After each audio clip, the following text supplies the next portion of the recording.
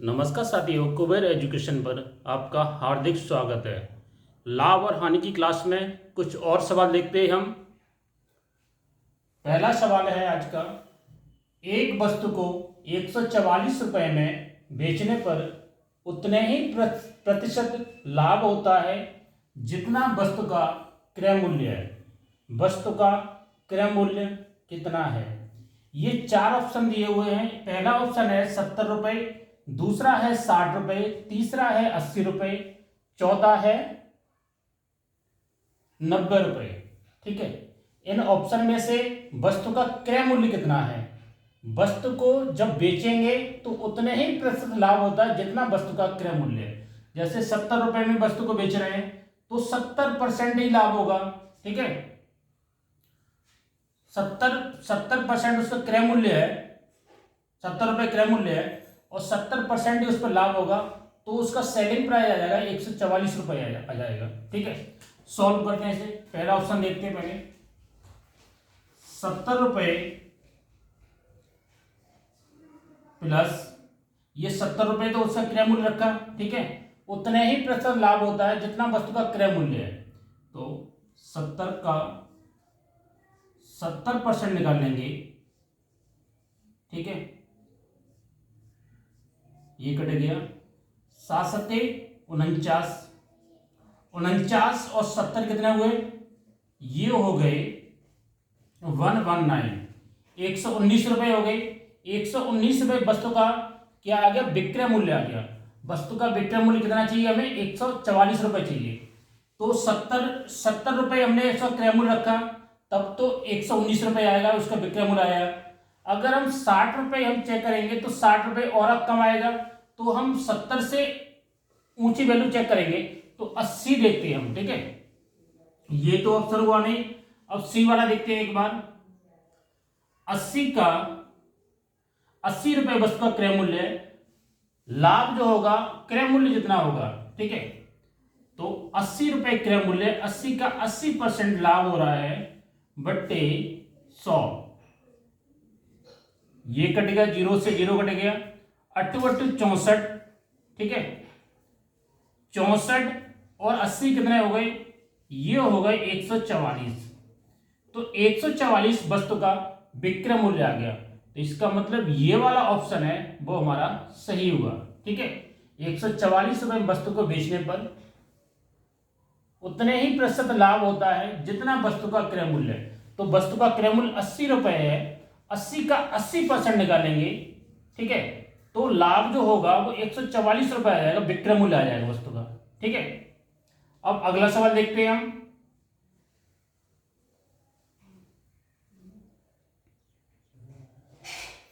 अगला सवाल है, एक वस्तु को 24 रुपए में बेचने पर उतने ही प्रतिशत हानि होती है जितना वस्तु का क्रय मूल्य है। वस्तु का क्रय मूल्य कितना है? ठीक है, वस्तु का क्रय मूल्य निकालना है। क्रय मूल्य ये चार ऑप्शन दिए हुए हैं। ए में दिया है 30 रुपए, बी में 40 रुपए दिया है, सी में 70 रुपए दिया है और डी में 90 रुपए दिया है। इन चार ऑप्शन में से एक ऑप्शन सही होगा जो वस्तु का क्रय मूल्य होगा। वन बाई वन हम ऑप्शन चेक करते हैं एक बार। ठीक है, 30 रुपए वस्तु का हम क्रय मूल्य मानते हैं। ठीक है, उतने ही प्रतिशत हानि होती है। हानि होती है मतलब ये माइनस हो जाएगा। ठीक है, 30 और 30% हानि होती है। ठीक है, गुणा 100 किया बटे 100 किया, 0 से 0 कैंसिल हो गया, इससे ये कैंसिल हो गया। ठीक है, तो 30 माइनस 3 से 3 का 3 में गुणा करेंगे तो ये 9 आ जाएगा। तो इससे जो वैल्यू आ रही है वो 21 रुपए आ रहा है विक्रय मूल्य।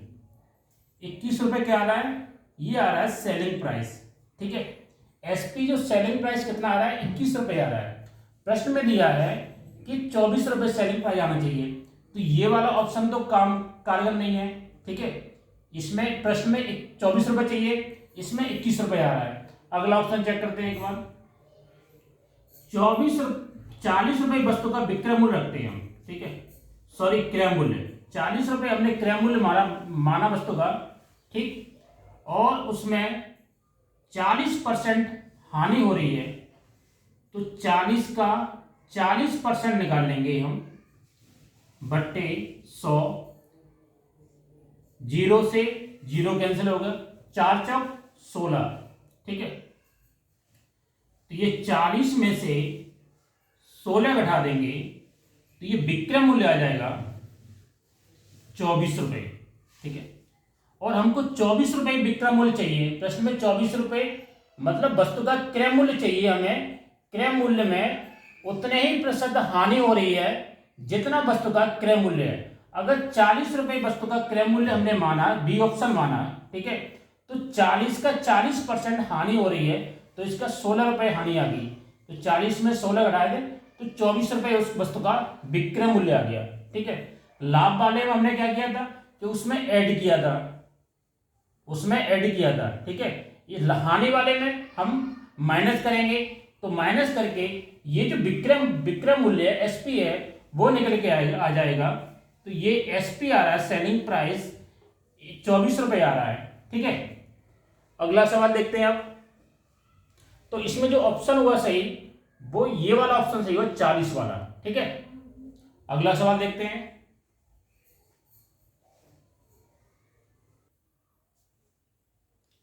अगला सवाल है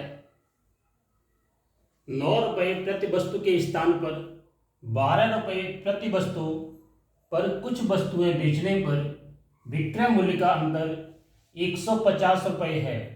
यदि इन सभी वस्तुओं का विक्रय मूल्य 250 रुपये हो तथा लाभ 20% हो, तो 21 वस्तुओं का क्रय मूल्य कितना है, ठीक है।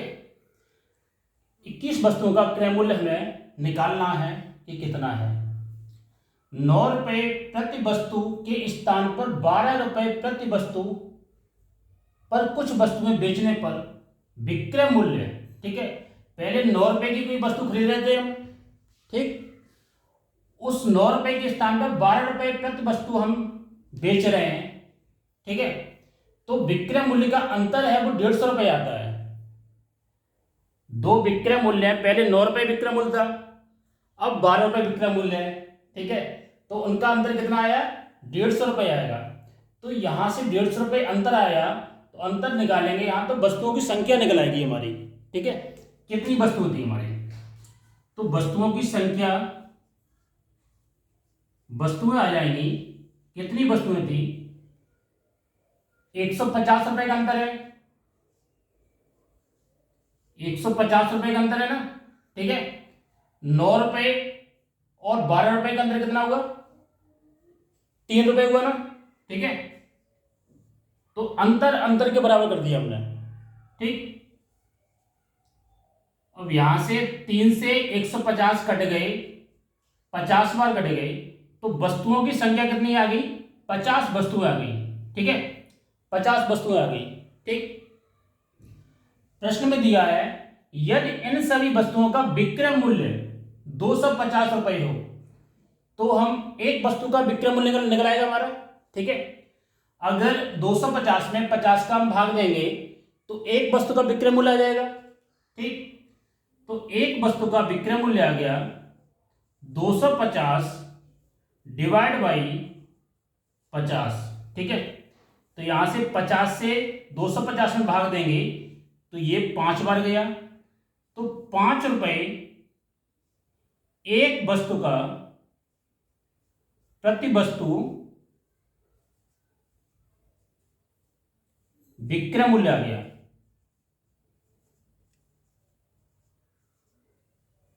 5 रुपए प्रति वस्तु विक्रय मूल्य आ गया, ठीक है। सवाल में आगे दिया है तथा लाभ 20% होता है। अगर 5 रुपए प्रति वस्तु हम बेच रहे हैं तो हमारा लाभ कितना होगा, 20% होगा, ठीक। तो 20% होगा, ये जो इतने 5 रुपए में बिक रही है तो 20% लाभ के साथ बिक रही है, ठीक। तो 5 रुपए ये है, ये किसके बराबर हो जाएगा, 120 के बराबर हो जाएगा, ठीक है। ये 120 के बराबर हो जाएगा। तो यहां से निकल आएगी हमारी वस्तुओं की संख्या आ जाएगी, ठीक है। यहां से क्या आ जाएगा, यहां से ये हमने जो विक्रय मूल्य था वो 120 के बराबर कर दिया, लाभ के बराबर, ठीक है। अगर गुणा हम 100 करेंगे इसका, तो एक वस्तु का क्रय मूल्य आ जाएगा, एक वस्तु का क्रय मूल्य आ जाएगा, ठीक है। हमें 21 वस्तुओं का क्रय मूल्य चाहिए, एक वस्तु का क्रय मूल्य ये आ गया, तो 21 वस्तु का क्रय मूल्य चाहिए, तो उसके लिए हम 21 का इसमें गुणा कर देंगे, ठीक है।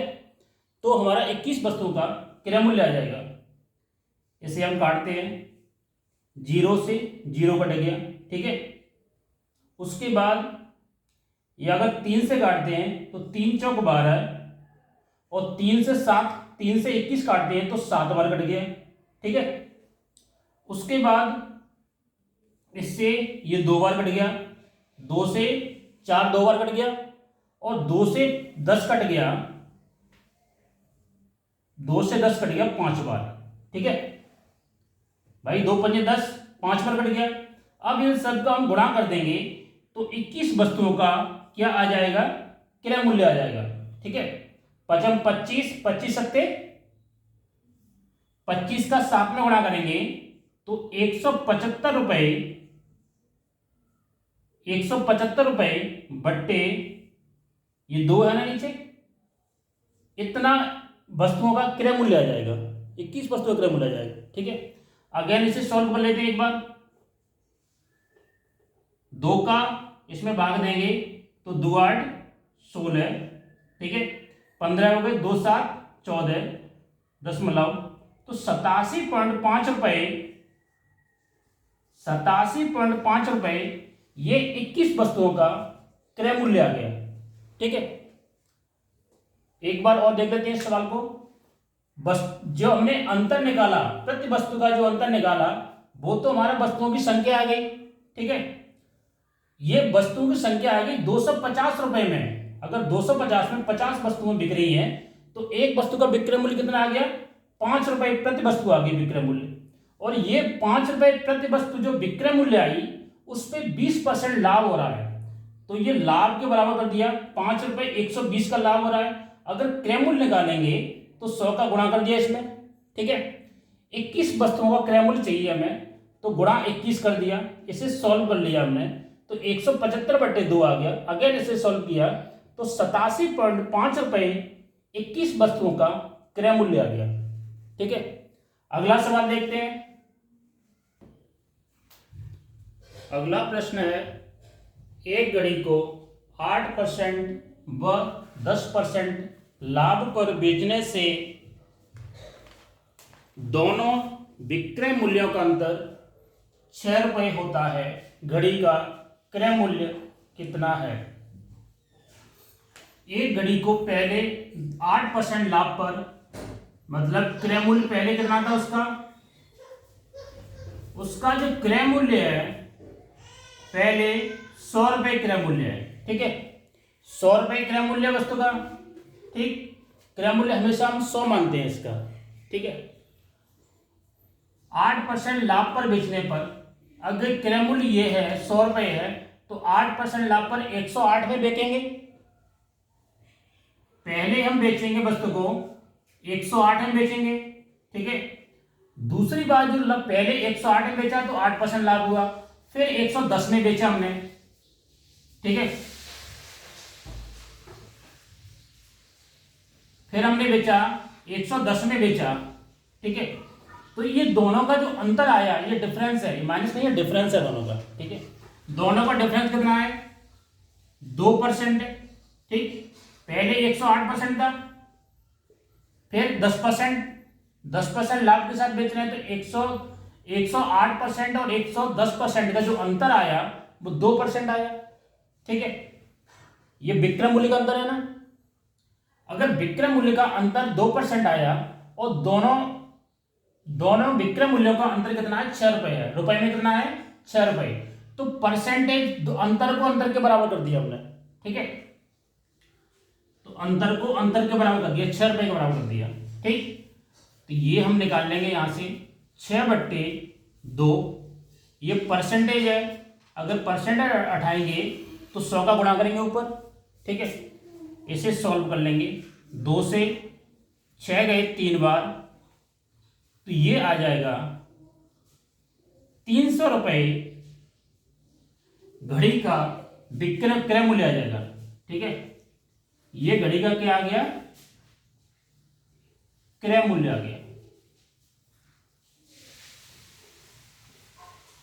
अगर हम पेपर में सॉल्व करेंगे इस प्रश्न को, पेपर में हम सॉल्व करेंगे तो ये 110 और 108 और 110% हम नहीं लिखेंगे, उसमें हम सीधा करेंगे। पेपर में अगर सॉल्व करेंगे तो 8% और 10% का अंतर कितना आया भाई, 2% अंतर आया। ठीक है, 2% अंतर किसके बराबर है, 6 रुपए के बराबर है, गुणा 100 किया, इससे ये कट गए 3 बार, तो ये 300 आ गया। ठीक है, ये पेपर में सॉल्व करने का तरीका है, सीधा हम सॉल्व कर लेंगे। 300 रुपये घड़ी का क्रय मूल्य आ गया। ठीक, अगला सवाल देखते हैं।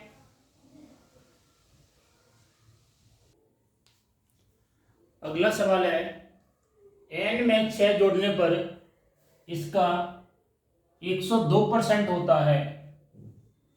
कोई संख्या n है, उसमें हम 6 जोड़ देंगे तो इसका 102% होता है। n की वैल्यू हमें ज्ञात करनी है कि n की वैल्यू क्या है।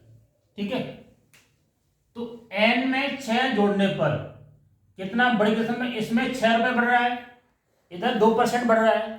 ठीक है, तो जो 2% बढ़ रहा है वो हमने 6 के बराबर कर दिया।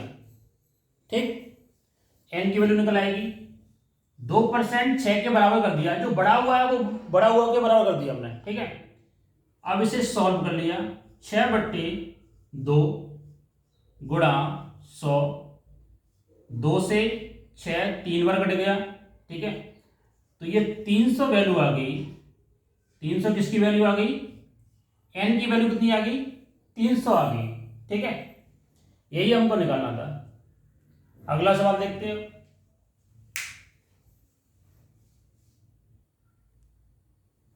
अगला सवाल है, 10 रुपये में 60 पेन के भाव से पेन खरीदे गए, 40% लाभ कमाने के लिए बताओ 10 रुपये में कितने पेन बेचने होंगे। ठीक है, तो इसमें कोई अब वस्तु निकालेंगे तो 10 रुपये में कितने पेन खरीदे गए, 10 रुपये में 7 पेन खरीदे गए, ये वस्तु का क्रय मूल्य रहा। ठीक है, क्रय मूल्य रहा, तो क्रय मूल्य जो होता है वो अपने आप में, क्रय मूल्य अपने आप में 100% होता है। ठीक है, 100% होता है। तो 10 रुपये में 7 पेन खरीदे गए, तो ये क्रय मूल्य किसके बराबर है, बट्टे 100 कर दिया, 100 के बराबर हो गया।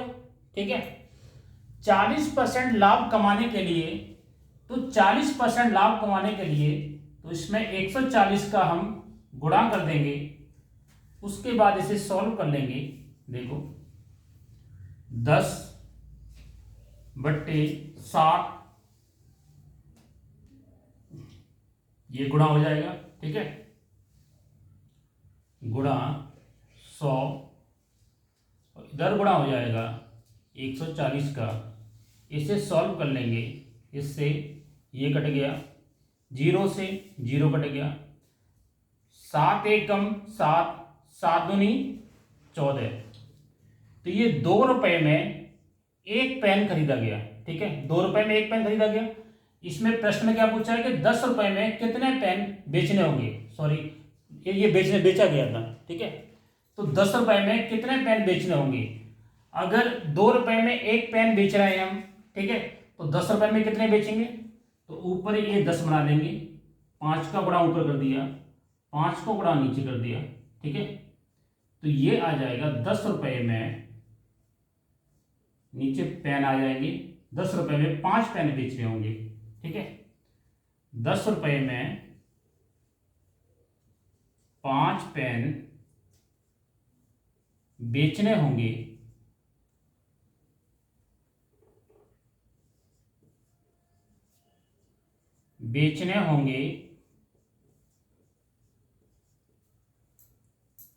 तो उसका लाभ 40% होगा। ठीक है, यही हमको सॉल्व करना था। तो आज जो परसेंटेज की क्लास है समाप्त हुई। अगला टॉपिक हम कल से शुरुआत करेंगे बट्टा का। धन्यवाद।